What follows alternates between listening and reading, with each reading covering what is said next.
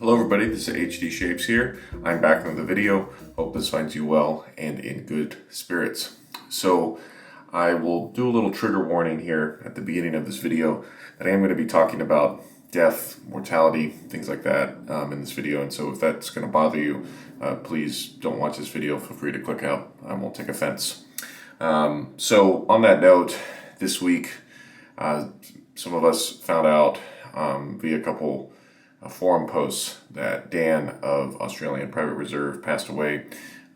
It was supposedly his wife who made those posts, and unfortunately we all kind of believe the post to be true. It's not like Dan or somebody close to him has piped up and said, hey, this isn't true, you know, why are you saying something like that?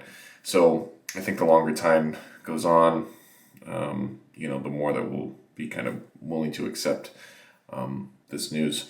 So in honor of Dan, we've been using some APR soaps this week, and I couldn't think of a more fitting scent to use for this week's video than Marbles. So for those of you who don't know, this was a scent gifted to the chat group that I belong to, that Dan used to be a part of.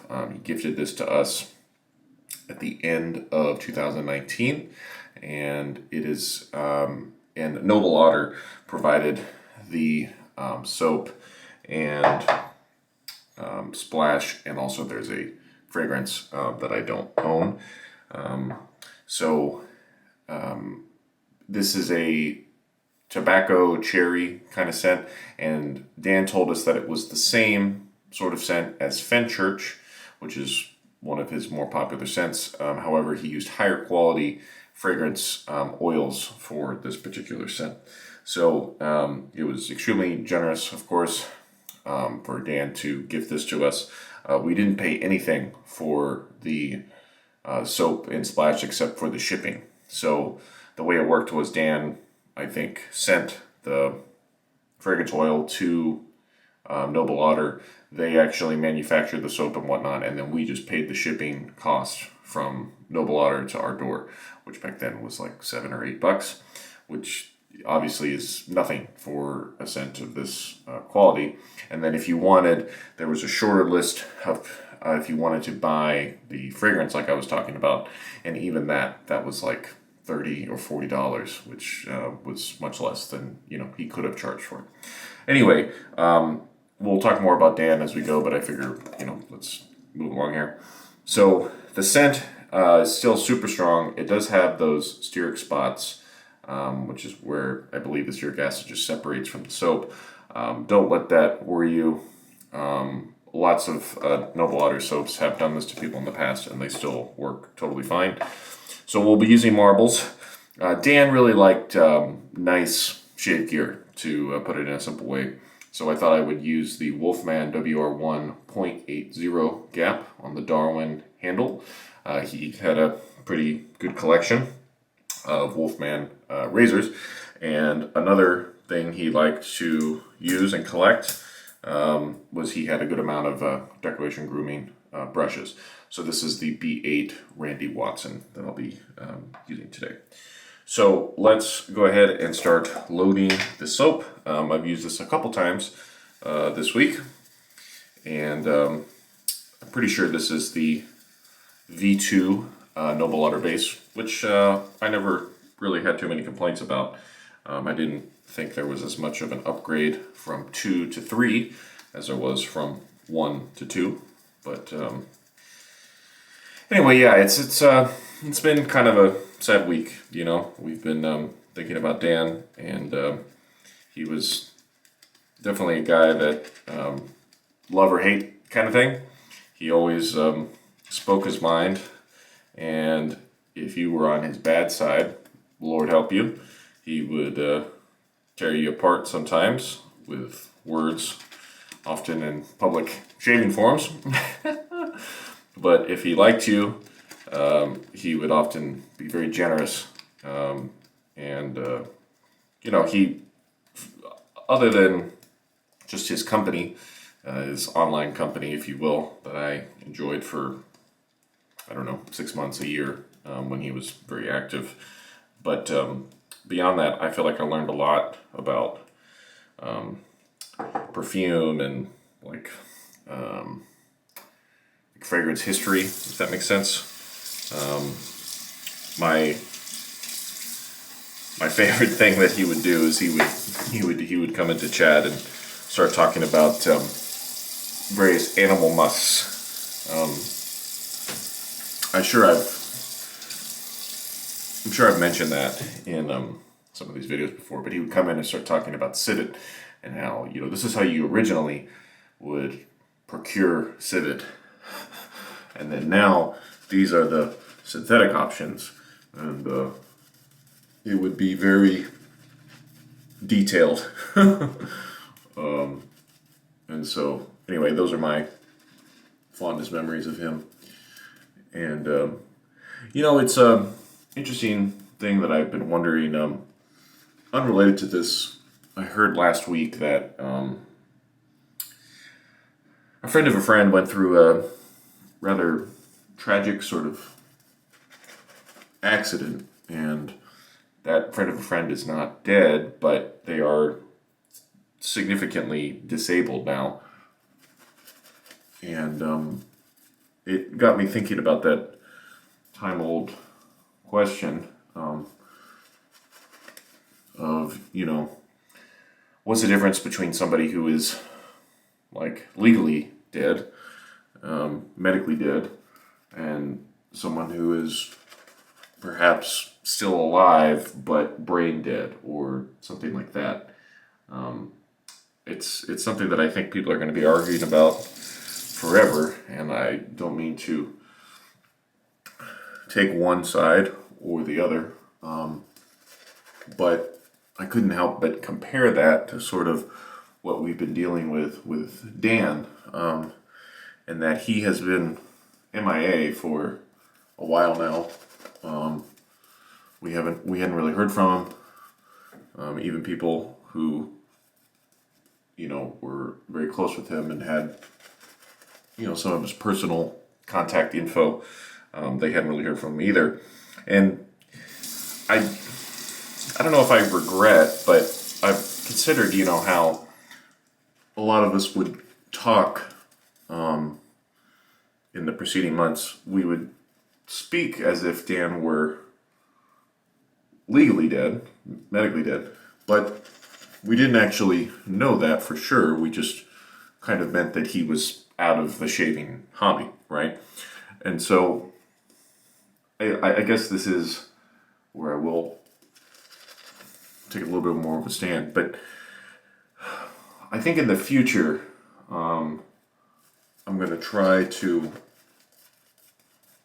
consider how some of these people, like, even though Dan was outside of the shaving hobby, he still was interacting with his close family and friends over in Australia, right? And so just because he left our particular little niche thing, it doesn't mean that we should be upset about that, but instead we should, wish him the best with his new chapter of life, Now, he definitely left under kind of, he didn't just come out and say, like, hey, I'm leaving, gonna go retire to Fiji, and you're not gonna hear from me again. It's been fun, right? So, if he would have done that, I think we all could have, accepted that and moved on a little bit easier. But he didn't owe us anything, He didn't have to tell us what he was doing, especially considering that he was suffering some health issues, in the past, basically ever since the pandemic started. I believe he had some really long-term adverse effects from that. And so, yeah, basically what I'm getting at, my conclusion from this whole thing is that the next time somebody steps away from our hobby, you know, especially if there's somebody who I deeply admire for whatever reason, because they make great sense or because they were very generous or whatever reason. When that does happen, I'm going to try not to wonder why or pry, rather just accept the truth that they are leaving this hobby, and you know, like, you should wish them the best in the next chapter. So that's something that I wish I could have done a little bit differently in the case of Dan. So, right, we're all leathered up. Let's do the first pass with the Wolfman WR1.80. This is an aggressive razor. Haven't used it in a while, but man, on a couple days growth, this thing will just tear through it. I'm using the same Personna Med Prep blade I showed in a video a couple weeks ago. Same exact blade. It's got at least a dozen uses on it now, and I reckon I'll use it until I get bored and toss it out.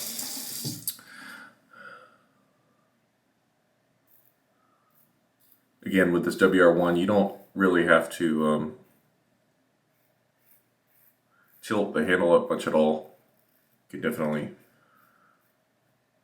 ride the safety bar.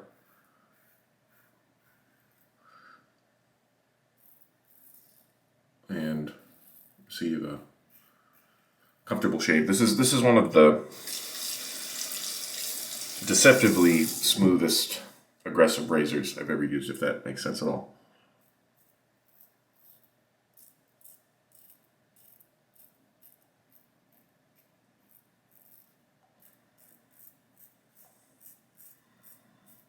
Definitely not a razor I could use every day.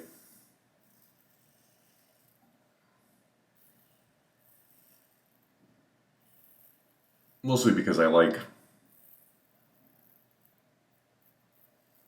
the feeling of having a little something to shave if I wanted to shave every day, if that makes sense. Okay, first pass done. Rinse and come back for pass number 2 in just a moment. Pass number 2 with marbles.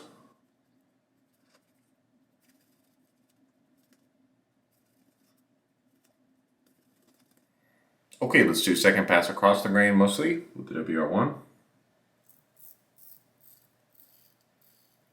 I feel obligated to ask you all, the viewers, do you have any favorite scents that you tried by APR?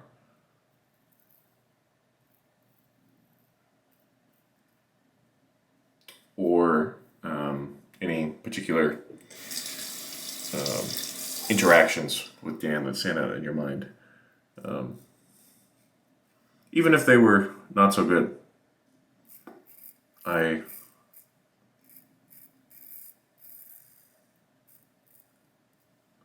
won't hide the fact that he definitely had run-ins with some people, but that's just how he was, I guess. The thing with pretty much all of his scents, changing topics now,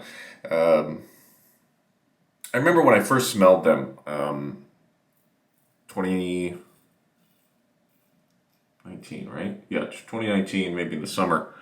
I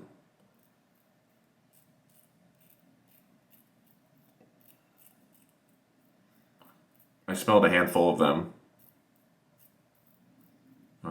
thanks to some samples I got, and I remember being a little bit overwhelmed, frankly.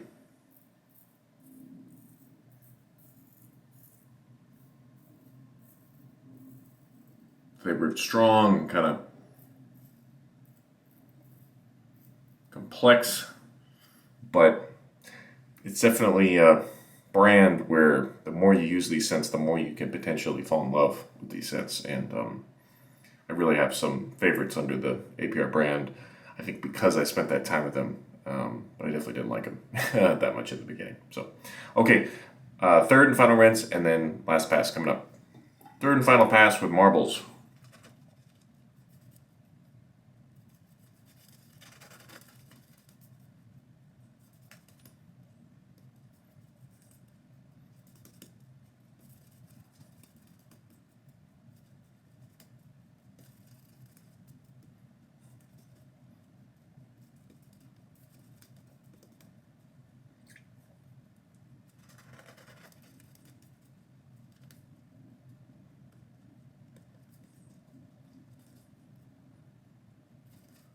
Okay, third and final pass, and the soap scent strength feels like it's maybe even getting stronger as the passes go on.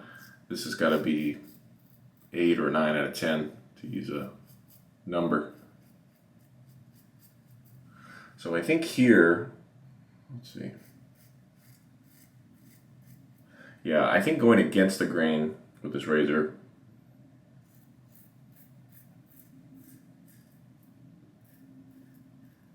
going against the grain is your chance to ride the cap a little more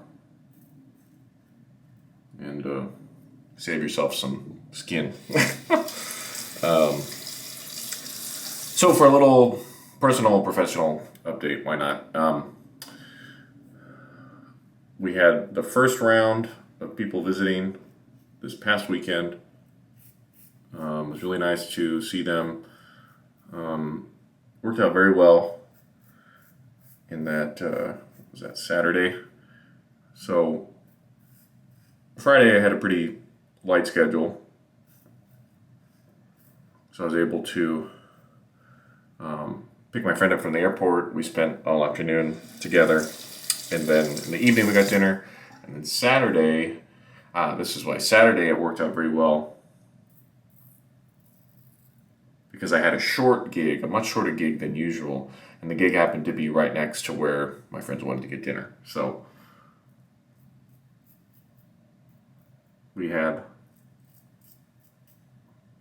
our last supper, if you will. And then they went on their ways Sunday morning. This week, a friend of mine, a very close friend of mine, I think I mentioned this last week, he's on tour with a famous country singer that you've probably heard of. And they're in town for a couple days. And we just got dinner last night. It's really good to catch up with him. This is a pretty cushy tour he's got, honestly. Much nicer than really all the tours I've ever done. But that's what you expect when you play with a top artist like that. It means that their management is taking care of people, which is good. So I'm going to see him again tomorrow. And then I have a surprise friend who texted me a couple days ago to say that he would be in town, and I'm supposed to see him Sunday. So a couple friends last weekend, a couple friends this week, and then I'll let you know how the friend next week goes.